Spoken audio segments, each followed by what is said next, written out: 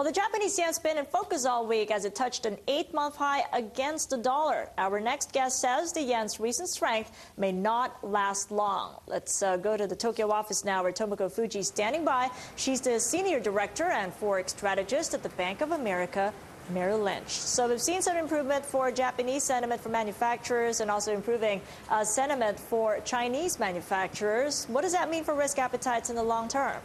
No, the China PMI increase means that the global economy is set for a steady expansion. That's good. And also the Fed is likely to keep short-term rates at very low levels for an extended period of time. So this is a very good opportunity for carry trades. And this time around, probably dollar-funded instead of a yen-funded. That's why the broad dollar weakness is likely to persist in coming months in general.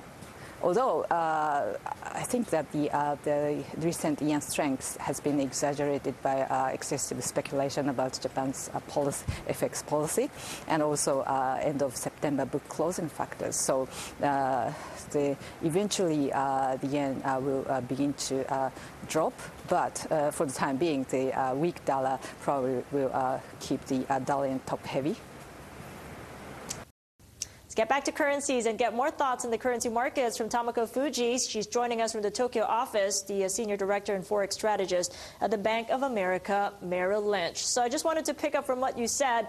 You're saying that there's no reason to be buying yen right now? I mean, what is the reason for this? Is it because of higher risk appetites? Well, at the moment, the short-term speculators are probably still interested in buying the yen, and the finance minister Fujii might surprise market participants at the G7 press conference. But the longer-term investors are very cool, I think, and then I think they are not at all impressed by the Hatoyama administration's policy initiatives, including the tightening of the labor market regulation and the cancellation of the postal privatization. These are setback in reforms. So long-term investors are not interested in Japanese assets. So this means that the yen strength will not continue over the medium term. Okay, so if you're expecting the yen to fall, by how much and how fast is it going to get there? Because it's already gone up about 7% versus the U.S. and slightly over 3% versus the euro this quarter alone. Well, in the next several weeks, the yen could stay strong because of the depressed U.S. rates. But at year-end, our focus is 93 for dollar yen and 140 for euro yen. 140 for euro yen? I mean, how are we going to get there? We're just at 131 level now. Oh, that's a weak dollar story versus the euro. Okay, but what has gone on with the carry trade status? I mean, you're very positive on the dollar, but what happens in, say, the medium and long term? Is there still a far better alternative to the yen apart from what is going on in the markets now? Oh, we are actually negative for the dollar against non-yen currencies, and then we are also negative over the medium term against the yen.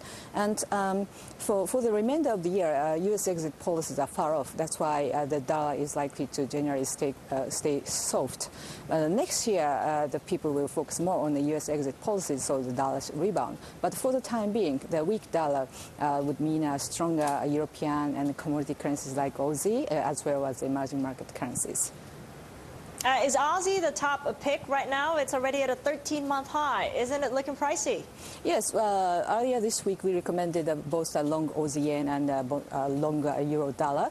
And all these should benefit from China-led Asian recovery and the monetary tightening expectations. Where does that put the Kiwi dollar as well as the Canadian dollar? Do you favor them as well, or are you in favor mostly for the Aussie if we were going to trade the commodity currencies?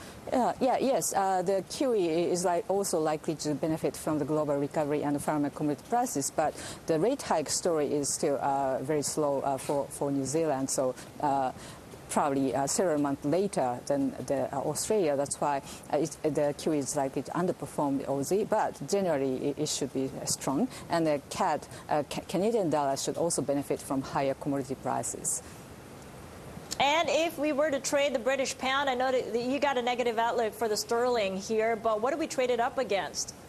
Well, against the euro, the sterling may stay weak because the Bank of England Governor King said that the weak sterling is helpful, and then the Bank of England is likely to keep the very loose monetary policy. But against the dollar, the cable, the sterling is also likely to rise against the dollar, just along with the European currency gains against the dollar. Okay, just very quickly, what would you recommend investors buy in, say, the next 3 to 6 weeks? The top 3 currencies that you would pick. We have already recommended a longer Aussie yen, but when the yen strengthens further, then long dollar may be a possibility. Okay, that's a quick and short answer. Thank you so much for joining us. Tomoku Fujii, Senior Director and Forex Strategist at the Bank of America Merrill Lynch in Tokyo.